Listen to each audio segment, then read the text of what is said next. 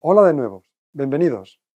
Como decíamos en el anterior vídeo, las empresas se financian fundamentalmente emitiendo acciones o a través de deuda, bien sea en forma de bonos corporativos o préstamos bancarios. El coste de la deuda es un concepto mucho más explícito que el coste de las acciones.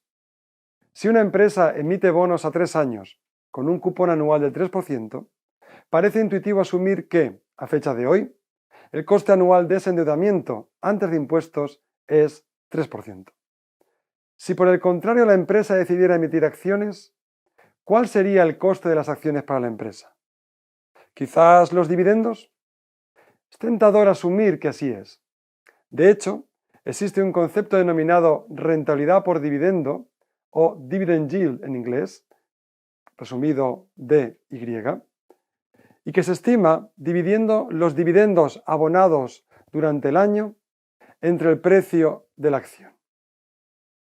En los últimos años, la rentabilidad anual por dividendo promedio de las acciones incluidas en el índice bursátil Standard & Poor's 500 en Estados Unidos es aproximadamente del 2%, aunque históricamente ha sido un poco más elevada, en torno al 3% en media por año. ¿Debemos considerar la rentabilidad por dividendo como el coste de las acciones? En muchos casos tendríamos un problema. Por ejemplo, Apple. Esta empresa no pagó dividendos hasta el año 2012 y tampoco tenía deuda en su balance. ¿Significa eso que Apple se financiaba gratis hasta esa fecha? Evidentemente no. Necesitamos tan solo un sencillo modelo de valoración de acciones para resolver esta paradoja. Según el modelo de valoración por descuento de dividendos de Gordon, el precio de una acción es el valor descontado de los dividendos futuros. Si asumimos que esos dividendos crecen a la misma tasa a la que crecen los beneficios de la empresa para siempre, obtenemos la clásica fórmula de valoración: P igual a dividendos sobre la diferencia entre el coste del capital y la tasa de crecimiento de los beneficios. De esta ecuación podemos despejar la rentabilidad esperada del accionista, R, como una función de la rentabilidad por dividendo, D sobre P, y el crecimiento esperado de los beneficios, G. Tendríamos, por lo tanto, que R es igual a D sobre P más G. Esto es, el coste de oportunidad de los accionistas, R, es el coste de las acciones para la empresa. Se puede descomponer en, por un lado, la rentabilidad por dividendo o dividend yield, D sobre P, y por el otro lado, la expectativa de crecimiento de la empresa, G, o también llamada ganancia de capital. Incluso si los accionistas de Apple no recibieron ningún dividendo hasta el año 2012, sí que tenían, por el contrario, unas expectativas de crecimiento de los beneficios muy elevadas, lo que justifica la alta rentabilidad de las acciones. Por lo tanto, el coste esperado de los recursos propios de una empresa es el rendimiento esperado de sus accionistas, incluyendo la ganancia de capital, no solo la rentabilidad por dividendo. En el quinto vídeo de esta semana, estudiaremos cómo estimar la rentabilidad esperada de los accionistas de una empresa. En este vídeo vamos a presentar la evidencia histórica de rentabilidad y riesgo y su relación en el mercado de acciones de los Estados Unidos y otros países. Introduciremos un concepto del cual seguramente ya han oído hablar: la prima de riesgo. Tomemos el mercado de capitales de Estados Unidos, por ejemplo. Tenemos precios de bonos y acciones desde 1900. Las rentabilidades anuales que les presento a continuación son medias desde 1900 al año 2011. La inversión más segura a un año serían las letras del Tesoro americano, con una rentabilidad promedio histórica del 3,9%. A fecha de hoy, septiembre de 2019, la rentabilidad de una letra es 1,87% al año, muy inferior. Tienen que tener en cuenta que estamos hablando de rentabilidad nominal y que la inflación actual es muy baja.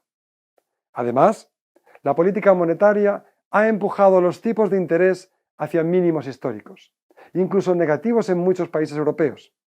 Esto es, inflación y política monetaria son los dos determinantes fundamentales de los tipos de interés. Si quiere un poco más de rentabilidad sin renunciar a la protección del Estado, puede invertir en bonos con un vencimiento superior al año, por ejemplo, a 10 años.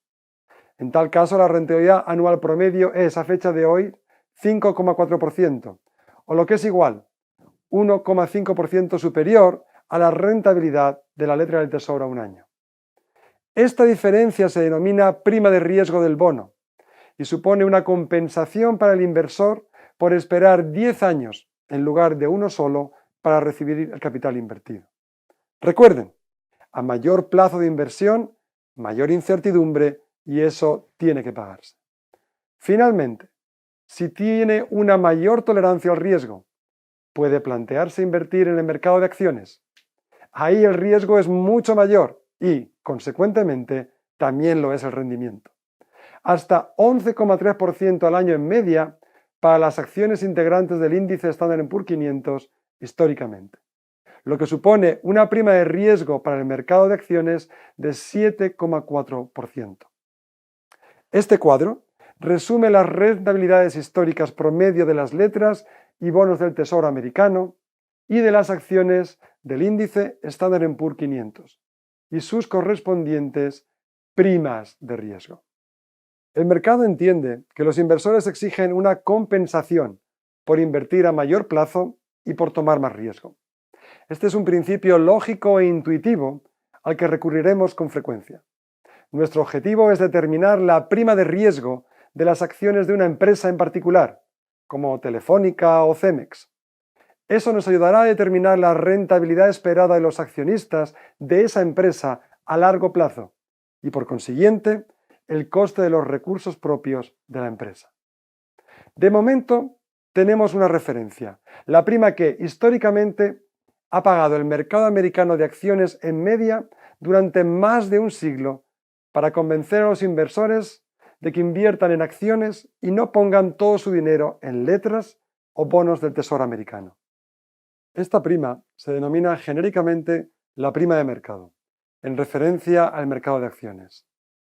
La prima de riesgo del mercado de acciones no es constante. Tiene lógica pensar que en momentos de mayor volatilidad en los mercados, por ejemplo durante la crisis de 2007 a 2010, los inversores esperan una prima superior que en periodos de relativa estabilidad.